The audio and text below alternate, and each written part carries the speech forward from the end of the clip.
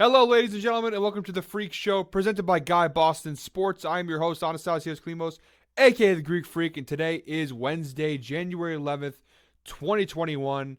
And do I have a great show in store for you? A lot to talk about in the football world. Obviously, the NFL regular season has officially come to a close. The playoffs are finally upon us, and there was a lot of drama in the last week of the regular season. Way more than I thought. If you watched last week's episode, I thought it was going to be more of a chill, relaxed week 18. I was way off on that. It was a crazy week 18, and we're going to digest all of that here. Before I get into the show, I want to say a big thank you to everybody who supported me on my first ever episode. I got a lot of positive words, a lot of feedback on how I did, a lot of support, some constructive criticism on what I can do better. It was definitely nice to see all the love and support from friends, family on that first episode. I was very nervous and excited at the same time. So I thank you for giving me a chance, watching me. And yeah, we got almost 300 views on my first video, which may not sound like a lot, but for my first ever YouTube video, I think that's not half bad.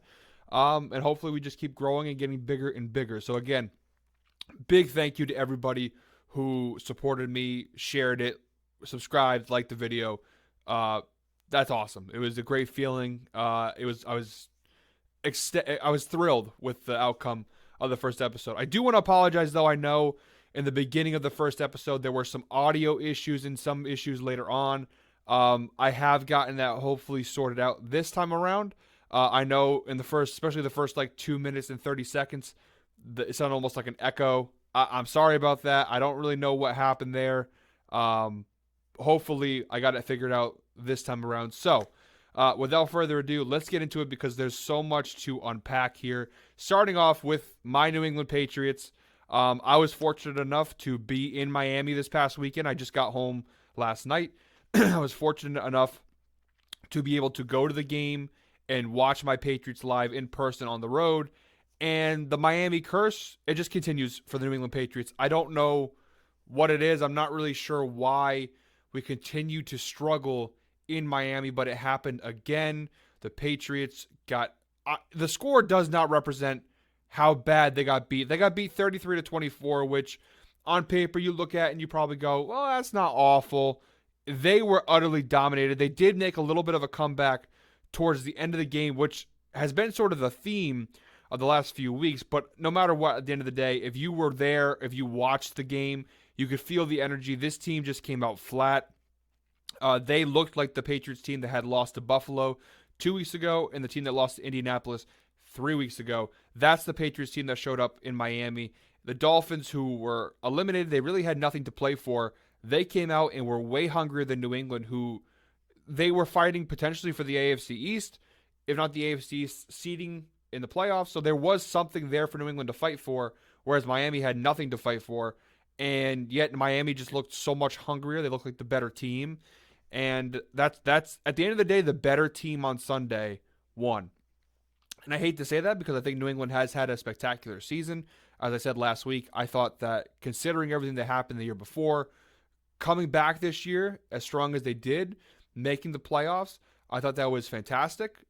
But this team over the last month has really shown its weaknesses and its limitability to get to the playoffs. I just don't.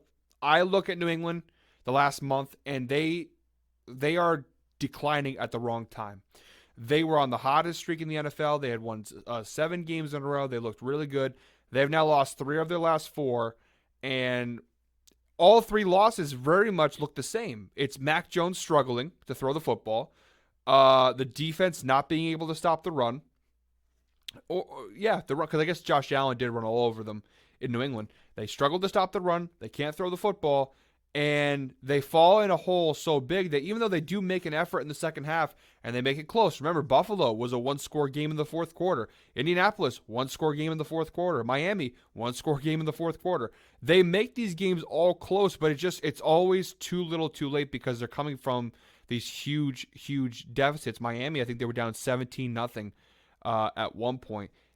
It's very difficult for a team with a rookie quarterback who's not exactly throwing the football all that well to come back in general, but to come back out of these 17-point deficits You're really asking for a lot. Again, very disappointing result.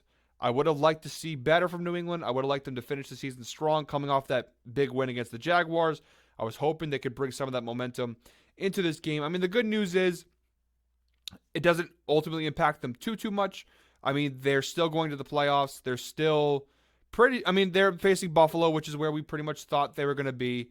So at the end of the day, I look at New England, and they don't lose too much here, except for the fact that they are getting cold going to the playoffs. Their confidence has to be shaken a little bit after this result. And they got to go to Buffalo in the playoffs. Not exactly the matchup I was looking forward to. So yeah, I definitely leaving Week 18 as a Patriots fan. My optimism going into the postseason is not that high. I'll be honest. As someone who, if you wind back the clocks a month ago, I was on New England making a deep playoff run. I thought they had the tools. I still think the potential is there because, again, the offensive line is there. The running game, the defense. Although the defense lately hasn't really been showing up either. The pieces are there for a potential playoff run. Unfortunately, right now, I just don't see it with the way they've been playing lately. That going into the playoffs on those negative vibes, I don't think that's going to end well. Buffalo, they're not really playing their best football, but at least they are starting to put together wins at the end of the season. They started to get, to trend in the right direction. New England is trending down. I don't think that's a recipe for success. Maybe they surprise us. They've surprised us before. After this loss to Miami, it just reaffirmed everything we thought after the Colts and Bills losses. This team, there's a way to beat them. And in the playoffs, you're facing the teams that have those capabilities to beat you like that. So I am definitely nervous going to the playoffs. Excited, but nervous at the same time. I think New England really is not looking the sharpest at the end of the season, which is quite unfortunate. But that's why they play the games. If they didn't play the games, that's why they play the games. So we'll wait and see. Next Saturday, obviously, we play at 8:30 against Buffalo in Buffalo. I'm really hoping this team finds its rhythm. I hope Josh McDaniels can get the play calling in order. I'm not so certain, but we will see. So disappointing end. Was a very fun trip in Miami, though. Had a very good time. The stadium, first time ever at Hard Rock Stadium. An incredible experience. The tailgating, which I heard rumors that it was not good, was pleasantly surprised. They actually have a pretty awesome tailgating section. Those fans are very passionate about the team. There were a lot of Patriots fans that showed up. I was surprised just how many Patriots fans were in Miami. But it was a good time. I would have liked for a better result on the field, but what are you going to do? On to the next one. We're on to Buffalo. That's the mentality. As a Patriots fan, you have to have everything's on Buffalo. Nothing before matters. Let's just positive vibes going into the playoffs. Remember, we did beat this team in Buffalo back in Week 13, and the rumor is that the weather conditions for the playoff game are going to be similar, if not worse, than that Week 13 matchup, which could actually bode well for New England. We will see, though. Moving on from that, though, what many people are calling the best game of the season, I think is definitely one of the better games from the NFL season. That was the Las Vegas Raiders versus the Los Angeles Chargers for the rights for the playoffs. It was Sunday Night Football at its best. Definitely one of the best games of the season, if not the best game. And it ended, shockingly, with the Las Vegas Raiders pulling out the win in overtime and getting into the playoffs for the first time since 2016. And if you watched my video last week, you'll know I was very much impressed with the Raiders' run. I've been saying it. What Rich Bisaccia, the interim head coach, has done in Gruden's absence with all the drama off the field. The fact that he was able to get this team in this position was insane. But if you listened to me last week, I said I just did not see them beating the Chargers. I thought the Raiders, their run ended this Sunday in Las Vegas. But I was flat out wrong. The Raiders came to play, and they had some help from referees, I will be honest. There was some spotty officiating. I thought the referees were really bad. That pass interference towards the end of the second half, that was terrible. I mean, that was horrendous. I don't know, as an NFL referee, how you're allowed to make a call like that unless the game is fixed. That's the only logical explanation I have for that pass interference call in the second quarter. That was egregious. There were a couple calls, not a couple, actually more than a couple, quite a few calls in this game that were just bad. They were flat out bad. I thought not New England, I thought Las Vegas really got bailed out in a lot of ways by the referees because the offense really didn't have the best day. I mean, they were moving the ball, they made some key plays, but for the most part, a lot of their scoring drives resulted from these horrible referee calls. Like I said, the pass interference is the one, excuse me, that comes to mind because I think it was one of the worst calls I've ever seen, and especially in a do or die game like this, you want to see it being treated like a playoff game, and seeing the refs kind of back out and let the players play and not, meddle too much with the game. Unfortunately, they got way too involved. Majority of the time, it was against the Raiders. A lot of bad calls, and no matter what, the Chargers were still in it. And yes, they got hosed by the refs, but at the same time, though, they did control their own destiny. The fumble on the kick return early in the game, that's on the Chargers. I mean, no matter what, the run defense, which has been a problem all season, it was a problem once again in this game. So the referees definitely played a negative role at that. But at the end of the day, you do have to acknowledge the fact that the Chargers they did not play their best football in a game that they needed to play their best football. This was the problem with the Chargers all season. The Chargers were a great team, and I think are a great team moving forward. The problem is their run defense was really bad. They were inconsistent, sometimes way too aggressive. That 4th and inches call inside their own 20-yard line, where they just ran it up the middle, which was like their 3rd straight play where they ran it up the middle and they got stuffed. The Raiders only scored a field goal off of that, but no matter what, they lost by a field goal. Some decision-making that Brandon Staley made in that game really didn't make sense. Sometimes way too aggressive when he didn't have to be. That's been the story of the Chargers all season. It sucks because Justin Herbert has been so great, and it would have been nice to see him in the playoffs, especially knowing that it's a Bengals-Raiders matchup. Seeing the Chargers and the Bengals would have been a very fun postseason showdown. Unfortunately, we're not going to get to see that. We are going to see instead Derek Carr versus Joe Burrow, which they did play each other earlier this year, and the Bengals did beat the Raiders. Hopefully we see something a little bit closer, a better game this time around. We'll see. Like I said last week, the entertainment value of the Raiders moving forward, it sucks. And I'm sorry to Raiders fans. I'm sorry to anybody who was like, oh, that's, they earned it. I'm not saying they didn't earn it.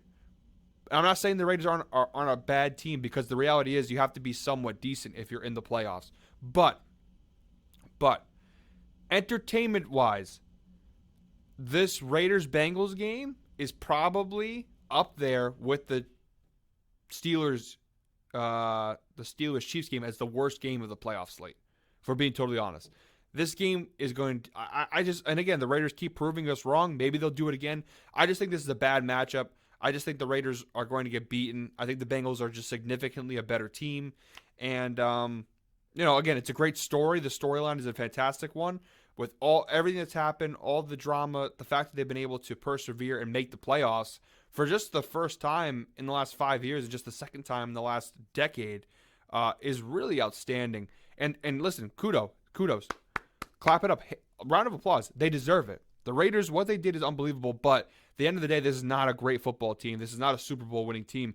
They most likely will get blown out in this game by the Bengals. Now, I did say that last week against the Chargers, so maybe I'm wrong. Maybe I'm jinxing whoever plays the Raiders. Maybe this is a bad sign for the Bengals, but I just don't see the Raiders going much farther. I mean, they don't really have the weapons or the roster to go toe-to-toe with these heavyweights. The Chargers were a team that was flawed in their design. The Bengals are a little bit more of a complete team. I think they'll be able to take care of business in Cincinnati.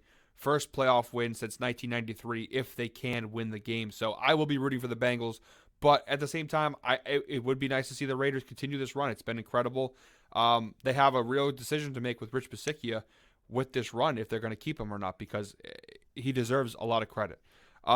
We almost got one of the most fascinating results in NFL history, because if you remember, had there been a tie, both the Raiders and the Chargers would have made the playoffs.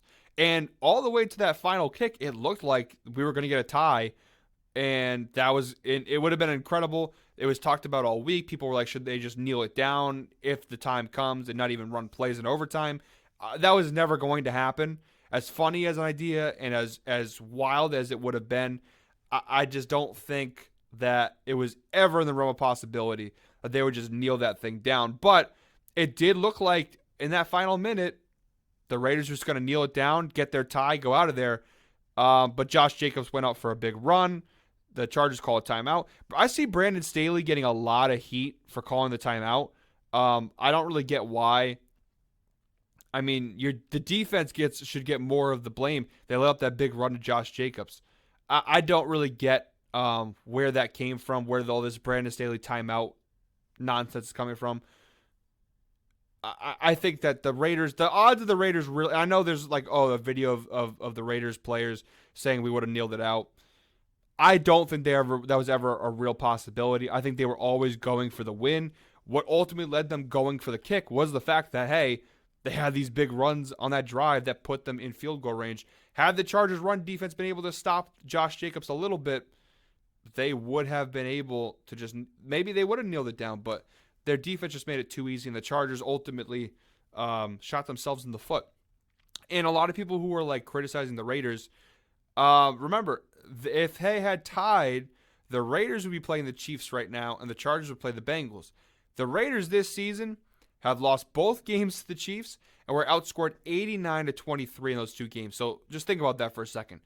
You can kneel the clock down, right? Get the tie, you're getting the playoffs, and you get to go to Arrowhead, the team that scored almost 100 points on you in two meetings. Or you can kick the ball, make the field goal, which you're in field goal range with one of the best young kickers in the game in Daniel Carlson.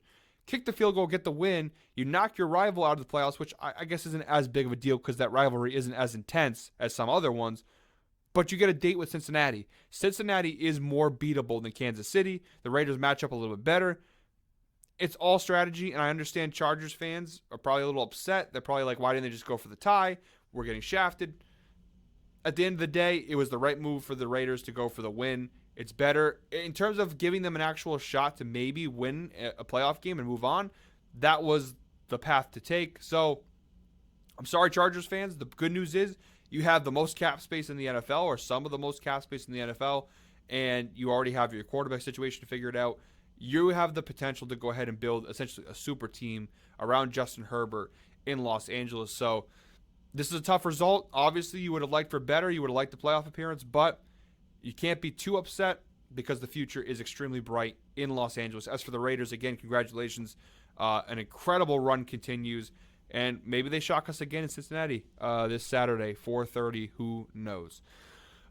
Next up, I mean, the other team that felt the ripple effect from the Indianapolis Colts loss, which I should have mentioned before. Obviously, what made all of this possible and what made all of this reality was the Indianapolis Colts losing to the Jacksonville Jaguars earlier in the day, which absolutely astonishing. I'll talk more on the Colts when we get to the full NFL playoff picture. But the Colts losing, what it did was it opened the door for that Raiders-Chargers tie result, for the Steelers, for the Ravens. We said last week, what did we need for chaos to ensue? We needed a Colts loss. And I think 99% of everybody thought there was no way they were going to lose that game. And they didn't just lose, they got dominated by the Jaguars. From the opening drive, Trevor Lawrence looked like a completely different quarterback. It was unbelievable. But that loss by Indianapolis, as a very disappointing one at that, it opened the door for chaos. And it definitely made for a very exciting and interesting Week 18. But the other team besides the Raiders who definitely benefited from that Colts loss was, the Pittsburgh Steelers. I think the Steelers were they were the team that received the most help from the Colts losing, because had the Colts won, they were eliminated. The Steelers only had a chance if the Colts lost, and they did. And so, like we said last week, Ben Roethlisberger, this is apparently his last ride. He now gets at least one last playoff game to extend his legacy, to extend his career. We get one more week of Big Ben, at least, for now. We'll see how far this goes because, again, like the Raiders, I don't really see the Steelers team doing much of anything. I am surprised that they are here because this Steelers team at time this season has looked horrendous. But Ben Roethlisberger and the Steelers, they took care of business against a banged-up Ravens team. And listen, you can say that they beat a bad football team all you want with Tyler Huntley leading the charge and all the injuries the Ravens have. And it is a fair argument, but at the same time, the good teams win the games they're supposed to win. And the Steelers won this game. They had to win. It was a gritty win, but a win nonetheless. It gets them in the playoffs. It extends Ben Roethlisberger's career for at least another week. How much longer does it go? I personally don't think much longer. I know I said that last week, and I know I so far, I said the Colts were going to win. I said the Steelers were going to lose. I said the Raiders were going to lose. All three of those, wrong. As I said last week, you're going to get some good takes from me, and you're going to get some bad takes from me. Those obviously weren't my best. I just did not see. I saw the Steelers beating the Ravens. I did not see the Colts losing, opening the door for the playoffs for Pittsburgh. To me, they have to go to Arrowhead to play the Chiefs. They already played the Chiefs a few weeks ago and got dominated. I don't think we're going to get much of a different result there. I really think the Steelers, they're not a bad team, but they're not a great team either. It's the same thing they're in the same boat as the Raiders, as they're a team that has some talent in some places, but they are wildly inconsistent. And the Steelers, I think, are a better team than the Raiders, but I think this is a very flawed team. They're old at quarterback. Ben is not the guy he was years ago. He's not necessarily somebody that can win you those big games, although he did do it against the Ravens. He's now second all-time in career game-winning drives, only behind Tom Brady. That is absolutely incredible. And when we talk about the legacy of Big Ben's career, he is one of the best quarterbacks of the century. To me, that's not even an argument. But yeah, so the Steelers extend their 2021 season lives. The year's not over just yet. Cancel your golf trips. You still got at least one more week of football. Who knows? This defense is good enough where they could maybe make Patrick Mahomes uncomfortable and make some mistakes. The problem I have is this offense is not going to be able to move the football.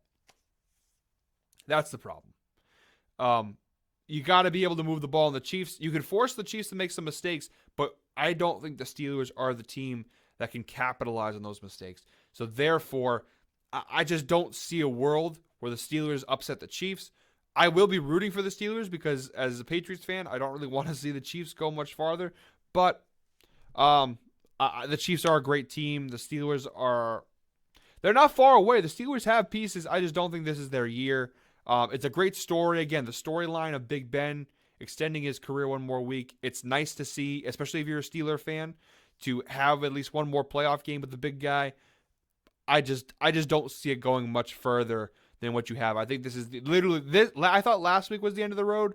This week, I think, is definitely the end of the road if you're the Pittsburgh Steelers. Again, I could be totally wrong like I was last week. I just look at it now and I'm just like, the Steelers team is just not that good. Not good enough to, at least to compete with the Chiefs. They're not a bad team, but Kansas City, they're on a contender tier that Pittsburgh is just not close to. So, again, Big Ben, congratulations. We get one more week. Unfortunately, you had to play the Chiefs. Not exactly the matchup you want. But that's why we play the game any given Sunday. That's why they play the game, because you never know what could happen. Maybe we come out next week and the Steelers absolutely dominate the Chiefs and Mahomes throws 3 picks. One can hope, right? We'll see. So off of that, we can now go into the full NFL playoff picture. We have the full bracket now out. All 14 playoff teams are confirmed. Again, the Eagles, in the NFC, you have the Eagles, the Niners, the Cardinals, the Rams, the Bucks, and the Packers. On the Cowboys. Those are your 7 teams in the NFC. The only drama there on the last Sunday, like we said last week, was the Niners-Saints.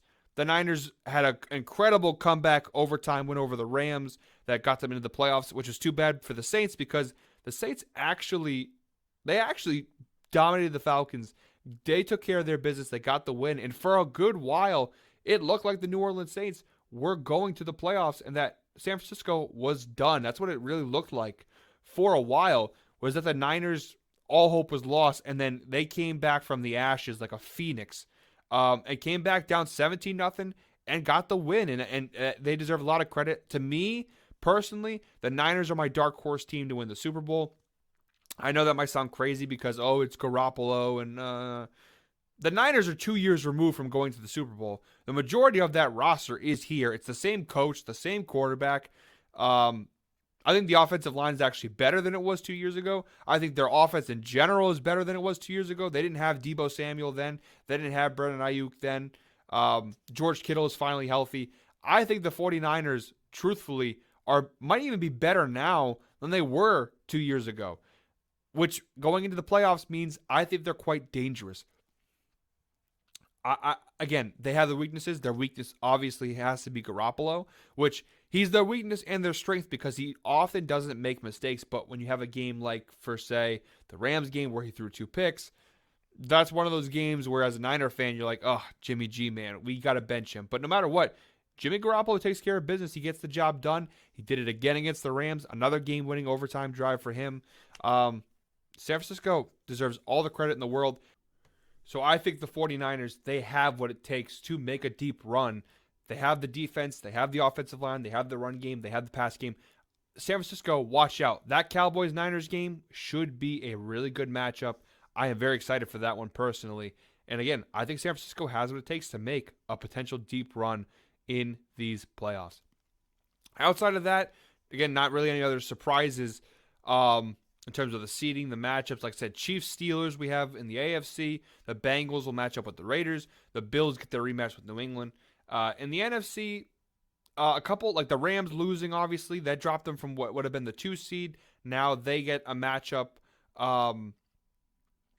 with the Arizona Cardinals on Monday Night Football, which, depending on which Arizona Cardinals team shows up, could be a tough game. The Bucs get the Eagles, which I think is a great result because you have a team like the Eagles, who are built on running the football. They're a run-heavy team against one of the best run defenses in the NFL. So for Tampa Bay, they could not have gotten a better draw in terms of who they're facing in the playoffs. And Green Bay, they're on the bye. Tennessee is also on the bye in the AFC. So that is the NFL playoff picture. I'm not going to get into my preview, my predictions. I'm going to do that later on in the week before Saturday, before the games. I feel like that's going to take a little bit more time. I don't want it to be another hour-long episode. I'm trying to keep the shows down under an hour, probably somewhere around 40, 45 minutes. So I feel like if I get into the playoff picture, I'm going to want to go really deep into it. That's going to take up a lot of time. I feel like I can make one whole episode just off of the playoff picture, my predictions and whatnot. So I will do that later in the week. I just wanted to talk about some of the results, what the playoff field is now that it is locked in, the matchups. So, like I said, Saturday, you've got Bengals and Raiders. You've got Pats, Bills. On Sunday, you've got Cowboys versus the 49ers. You've got Bucs, Eagles. And then you also have Rams, Cardinals on Monday. So we have some, like I said, and then you also got Steelers, Chiefs on Sunday as well. So some great games. This should be a very fun playoff field. Some great matchups that could lead to even better matchups. I'm very excited. The door has never been wider in the NFL. I think Green Bay right now, I'd say, is my favorite. I'll go through my whole predictions and whatnot when I get to that show later on in the week. But I think Green Bay is really the only team outside of maybe Kansas City that I can confidently say I'm afraid of to win the Super Bowl. Like, those are the teams I think are the heavy favorites. But even those teams have their flaws and their weaknesses where they could get beat. We could see a Super Bowl matchup that is just absolutely bonkers crazy. We could see it as simple as Chiefs-Packers, which I think is what most people are saying right now. We will see, but this is shaping up to be a really fun postseason. So I cannot wait. It was a great regular season, a great end to the regular season. As for the Indianapolis Colts, real quick before I move on to the coaching carousel, which has gotten going here on Monday after Week 18. Their loss obviously kicked them out of the playoffs. It opened the door for the Steelers. It opened the door for the Raiders. It was a tough loss, especially when you're losing to a Jaguars team that literally is the worst team in football. It's not a good look. Carson Wentz, who I have, if you know me, I've long been a Carson Wentz defender. He had a rough day. The Colts in general had a rough day. I still think at the end of the day, if you're the Colts, you don't regret the Carson Wentz trade because your other options outside of Carson Wentz, who was going to be better? Wentz actually didn't have that horrible of a season overall. I mean, the Colts did win. What were they, 9-8? I think they finished, or 10-7. The Colts did. Oh no, they were 9-8, I believe. They did actually have a pretty good year. They had a really rough start, which put a lot of pressure on them late in the season. That Jaguars loss really hurts, but I mean, I still think Carson Wentz is a great quarterback. I think that he has his bad moments. He reminds me of Jimmy Garoppolo in that respect. He's a guy who can win you games and get you places, but at the same time, he has those games that just infuriate you, and you're like, how is this guy a good quarterback? Or recognized as a good quarterback. I don't think the Colts should regret the trade with the Eagles. I know now that's a first-round pick you just gave up. The Eagles actually got rid of Carson Wentz and got better. I don't think that's necessarily just because they got rid of Wentz. I think the team overall got better. They found an identity as a run-heavy team. Nick Sirianni did a great job as a rookie head coach. Did a fantastic job with that Eagles team his first year there. And so it looks, obviously, it makes the situation look so much worse when the Eagles made the playoffs, when the Colts didn't, and the Eagles got that first-round pick and everything, and Jalen Hurts looks really good. It makes that trade look so much worse. It makes you look like, what were the Colts thinking? I think Carson Wentz is still a great quarterback. I still think he's the guy moving forward, at least, in the short term for them. For next year and maybe even the year after that, I do think he is the guy. He has his limitations. I still think he gives you, right now, who else is going to give you a better shot? Unless you can convince Aaron Rodgers to come to Indianapolis, or maybe a Garoppolo type. But I don't know why they'd go for Garoppolo. You've already got Wentz, which is essentially the same thing. I just think unless you can get an Aaron Rodgers, who are you going to find better than Carson Wentz? Really? And this draft class is terrible. There's really nobody available. Unless somehow you can convince Russell Wilson or Aaron Rodgers to come to the Colts, I really do believe that Carson Wentz is the guy for the Colts, at least for now. Maybe not in a couple of years. I've always been a Carson Wentz defender to a fault sometimes. I think he is, when he's at his best, one of the best quarterbacks in the NFL. Unfortunately, he has those games like this Jaguars game where he just really falls apart, makes some really bad mistakes, and it costs the team greatly. So that's the unfortunate end of the Colts season. The Colts, they really were rounding into form at the end of the season and really were starting to look like a potential Super Bowl team, and then it just fell apart. So a disappointing end to the season for the Colts. They will be back next year, though. I'm confident in that. Jonathan Taylor had a breakout season. They do need to get another receiver, I think. I think they need to get Carson Wentz a few more pieces besides Michael Pittman Jr. But the Colts will be back next year, and I think hopefully with a vengeance. Moving off of that, to wrap up the show, obviously it is what people call Black Monday in the NFL. It is the witching hour, whatever you want to call it. The day where most NFL teams who are going to move on from their head coaches move on.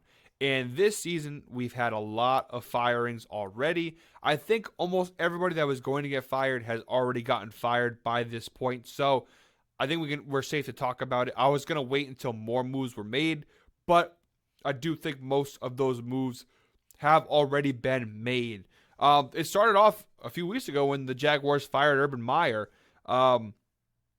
That was sort of the first one, the first domino to fall. But Monday morning, a lot of pieces fell into place. So far, the lists of head coaches that have been fired, you've got Matt Nagy in Chicago. You've got Vic Fangio in Denver.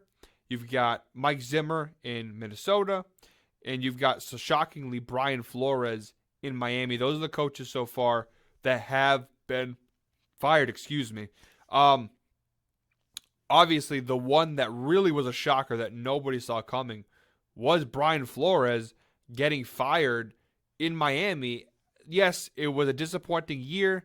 They missed the playoffs again, but they did go 9-8. They started the year off 1-7. They rebounded very well. They went 8-1 down the stretch, which is incredible. They swept the Patriots this year, which, I mean, that's the first time it's got to be in 20 years that's happened. So it's really tough because I thought Flores has done a really good job in Miami during his 3-year tenure. The Dolphins obviously thought otherwise. Now, I have friends, obviously, who are Dolphins fans. Shout out Spence Mulk, who kind of talked about why he thinks they might have done this.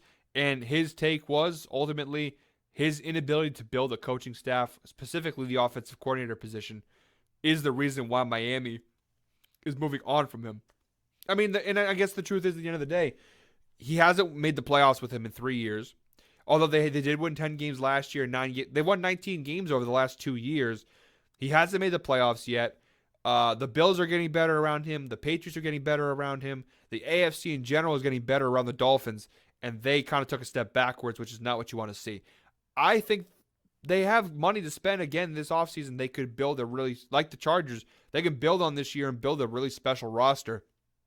Apparently, they did not have faith in Flores that he could be the guy to lead them to where they want to get to. So they pulled the trigger and fired him. I kind of respect them for pulling the trigger because, I mean, if you don't think he's the guy, if you don't think he has what it takes to lead you to the Super Bowl, then why you keep him? If you think you could find somebody better, if you think that there's a better head coach for you out there, there's rumors that could be Jim Harbaugh. Now there's rumors of like a Brian Dable perhaps is someone they're interested in. I don't really know if Dable is an upgrade over Flores, but they apparently do. So I don't know. I don't agree with it personally. I would have stuck with Flores if I was Miami. Of course, I'm not. They obviously decided that he wasn't the guy, and so now they are officially in the hunt for a new head football coach. Again, Flores, I think, is a great coach. I think he'll go be a great defensive coordinator wherever he goes from here. But was by far the most shocking move. All the other coaches, Nagy, Zimmer, Fangio, obviously Urban was weeks ago.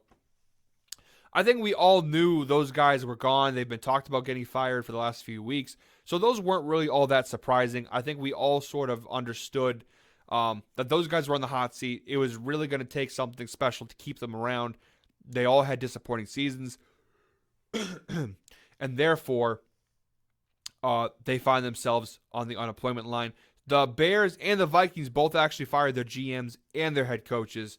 So they will be going for a full rebuild in terms of their front office situation. There are two teams. I'm surprised. I mean, we could still hear news. I'm surprised that they have not announced anything. The Giants with Joe Judge. A few weeks ago, they said he was safe for 2022. But then the last 3-4 weeks after they said that he was safe was an absolute disaster in New York. They were absolutely dominated in every game after that point. He had some embarrassing press conferences. So there were rumors that Joe Judge, they were reconsidering. Now it appears that he's probably going to stick around. I think they just need to fire him. Dave Gettleman, the general manager who should have been fired, I think he was fired. This was a retirement. If he didn't retire, they were going to fire him anyway. So it was one of those things where I think it was like, hey, do you want to go out on your own terms with pride, or do you want us to fire you? He retired, but ultimately he was gone no matter what. I said it last week. I don't think Joe Judge is a terrible coach, but what's happened this season with the Giants took a huge step backwards. The last several weeks in particular have been very embarrassing to watch on the outside looking in. I think Joe Judge has really lost the locker room. He's really lost a lot of respect from around the league. If I were the Giants, I would just clean house completely and dump him too and start fresh. Doesn't appear that that's what they're doing. Unfortunately for the Giants, you are going to have this crazy trade, for one more year. I'm still recovering from Miami, guys. I apologize for the yawning. I have not slept. Obviously, when in Miami, there's not much time for sleep. You're enjoying the nightlife and whatnot. So, a little winded, but gotta produce the content for you guys. Gotta release the show. So I do apologize if I have been yawning a little bit. I've probably slept 4 hours in the last 72, something along those lines. It was a little bit of a crazy weekend, but a fun one nonetheless. Oh, and the other one, to get back on topic, the other one that I thought was going to happen, it still could happen, but we haven't seen it yet. That is Pete Carroll in Seattle. They have already confirmed Russell Wilson. They intend to keep him around, but Pete Carroll, we were kind of in a situation where we weren't sure what was going to happen with Pete Carroll, if they were going to keep him around. It now appears, as of right now, they haven't made a move, but I am, again, I think they should fire Pete Carroll. I think that you're never going to get rid of Pete Carroll's legacy in Seattle. What he did for the Seahawks in the early 2010s with the Legion of Boom, he always gets credit for that. He's always going to be remembered for that. However, the Seahawks have been a messed up organization for the last 5 years. Pete Carroll got way too much power and made some really bad decisions. Particularly The Jamal Adams trade was really bad. They fumbled a lot of moves, and they have not gotten Russ a great team. And you don't need a stacked roster like Tampa Bay for Russ to eat, or Russ to cook, as they say. Let Russ cook. You just got to give him something, and they haven't been giving him enough. The offensive line still is a problem. They don't really have a running. They haven't had a running game in a while since Marshawn Lynch. So I think Seattle should move on for Pete Carroll, bring in some fresh faces, some fresh ideas for Russell Wilson. We'll see. Maybe they still could. As of now, Pete Carroll seems to be staying put. So, what's the most attractive job? I personally believe that the Chicago Bears are, well, Miami, number one. Miami is the number one attractive job as of right now. You've already got a almost playoff caliber roster in place, and you're going to have over $50 million in cap space to go ahead and sign more free agents and build this roster up even more. Maybe they could pull a trigger for Deshaun Watson too. That's in the cards. The owner Ross, he wants Tua. Again, I don't know if I've talked about this. I actually don't think Tua is as bad as people say. I think Tua is a pretty good quarterback, but obviously Deshaun Watson's a generational talent. If you can get Deshaun Watson, you got to make a run for him. So that's, if you take the Dolphins' job, that's a potential. You could get Deshaun Watson. It's not guaranteed. Either way, you're inheriting a great roster, a basically playoff caliber roster with the money to go ahead and make something even more special. So if I'm a coach looking for a job, Miami to me is number one. Number two, outside of the Dolphins, is the Chicago Bears. You've got a young franchise quarterback in Justin Fields, who we didn't see a lot of him this year, but we saw enough to see that there is something special there with him. They have some holes in the roster. This is an aging roster, but there is a potential for a quick turnaround, especially if you can build around Justin Fields. David Montgomery, it looks like a star running back. Darnell Mooney looks like a young stud receiver. Cole Kmet, solid young tight end. They do have some pieces. Ryan Pace and Matt Nagy, their tenure is going to be tough because I think recency bias, people love to hate on them, and for good reason. I mean, the last couple of years have been bad, but Matt Nagy won Coach of the Year just a few years ago. This roster was looking really good a few years ago. And even now, after some poor decisions, some bad contracts handed out by Ryan Pace, the Mitch Trubisky pick obviously is the one that hangs over people's heads the most. He's found some great young talent in value. I mean, Darnell Mooney's a great value pick. David Montgomery was a great value pickup. I mean, they've been able to put some solid young pieces on this roster aside from the veterans. And the Bears, to me, are not that far away from being a playoff team. I think if they could bring in the right staff, they could be back in the playoffs as soon as next season. I really do think this roster is not as bad as people think.